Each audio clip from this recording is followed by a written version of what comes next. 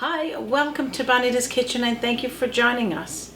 What I'm going to be making today is a delicious stuffed pork tenderloin roast. So what we're going to do first, of course I'm going to show you how to cut your roast so that you can roll and stuff it. We're going to be using a traditional Newfoundland Labrador stuffing, and I've showed you that in previous videos, but I'm going to show you that again. And we're going to be also roasting this with a few root vegetables, and I'll tell you those as we go. So if that interests you, stick around and let's get started.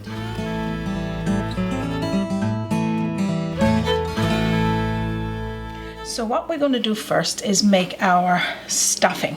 I got about 2 cups, and you could use 3 or more. It all depends on the size of roast you're going to make it with. I'm going to be making this stuffed roast today, stuffed pork tenderloin roast, with about 1.5 pounds of pork.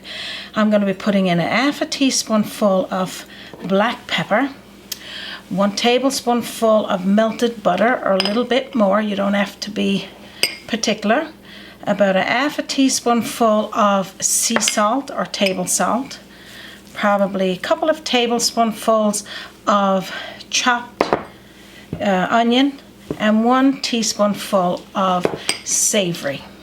So using your clean hand or a spoon, it's up to you, just slowly mix all of those ingredients in together until it's all blended and it looks something like this. So I got here about 1 pound, 1.5 pounds of pork tenderloin roast, and it's nice. It's a nice chunk with some marbling. I'm going to put it down on my sleeve there, and I'm going to show you how to cut it. So what you're going to need is a sharp knife, and you're going to turn your roast a little to the side, and about 1 inch down from the top you're going to start cutting and putting the palm of your hand on the top of the roast. So I'll show you that. So being very careful and slowly sliding the knife back and forth into the roast. I'll show you a little more. You can see all angles there as I'm sliding it in. Now we can't pierce it all the way through. You got to leave the back area closed because we're going to be rolling this roast. So we do that part first, flipping up the area like this. And then we're going to take the knife and just cut down briefly, about another inch or so. And if you're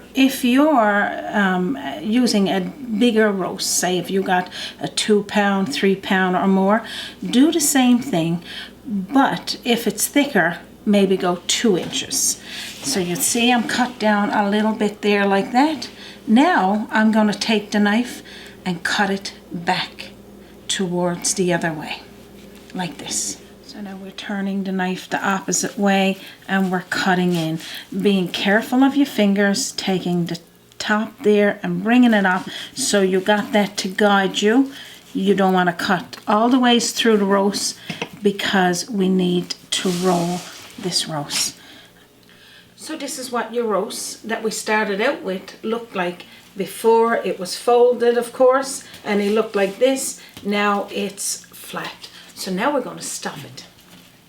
So we already got seasonings, of course, in our stuffing. So I'm not going to bother to season the inside, only the outside after we've rolled it.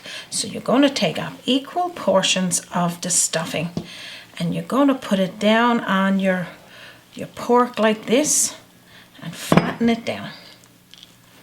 Just like this. So after you've got your stuffing, now I'm using again a traditional Newfoundland and Labrador stuffing. If you haven't got access to savoury and you just want to use your traditional stuffing, that will work totally fine as well. So taking the end of the pork tenderloin that's closest to you and folding it outwards like this. So you're going to keep the stuffing in. If a bit falls out, no worries, you can stuff it back in a little bit. Keep folding your roast like this until you got it all the ways over. Now I'm going to go wash my hands because I want to show you the cotton thread that I'm going to use to wrap it. So I'm just using a roll here of cotton thread.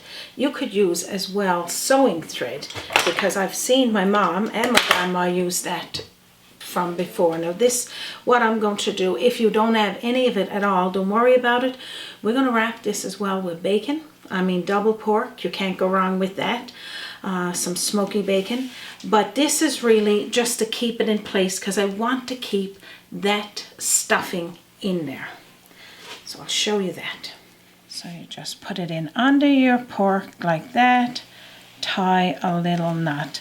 The extra, you're going to go around again, pop it in under the pork, bring it around, the extra string that's there, you're going to join it with that. And this is not to keep it from running away or anything. This is just to keep it snug here.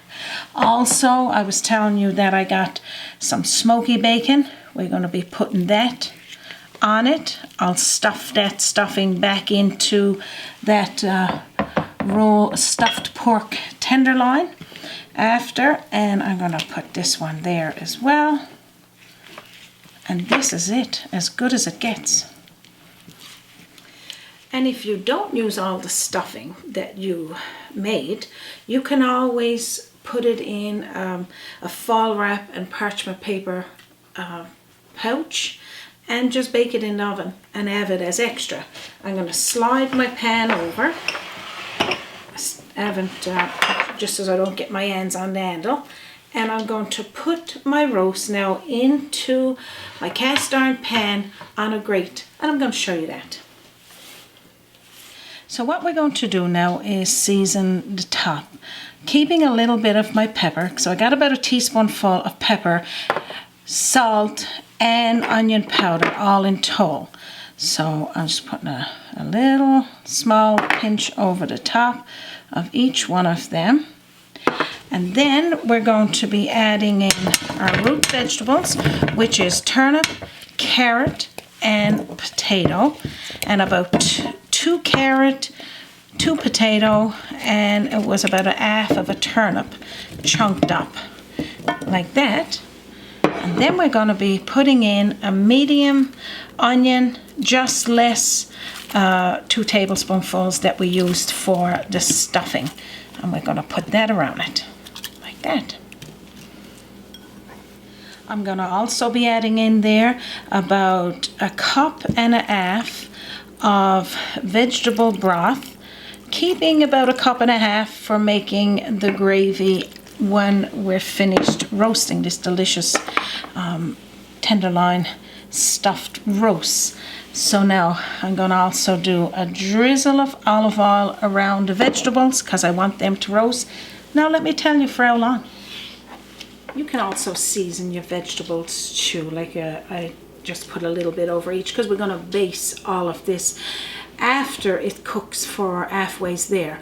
We're going to preheat our oven to 400 degrees Fahrenheit. We're going to be putting this in the oven for 45 minutes to 1 hour, depending on the size of the roast you're using, and we're keeping it uncovered so it's getting that nice sizzling and an aroma. Of course, the juices is just going to be going down the bottom. We'll base everything with those juices. So I'm going to show you what this looks like when it's cooked.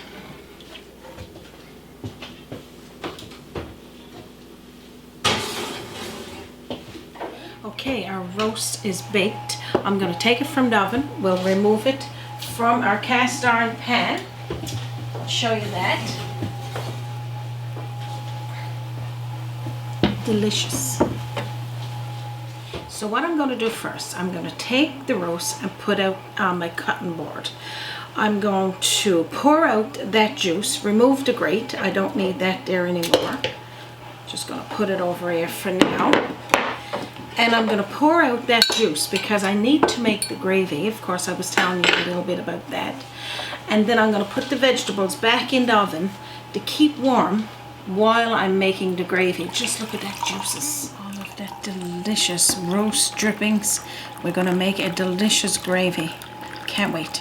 We're going to be putting in a tablespoonful of butter or margarine, just just to start that melting before we add in the flour.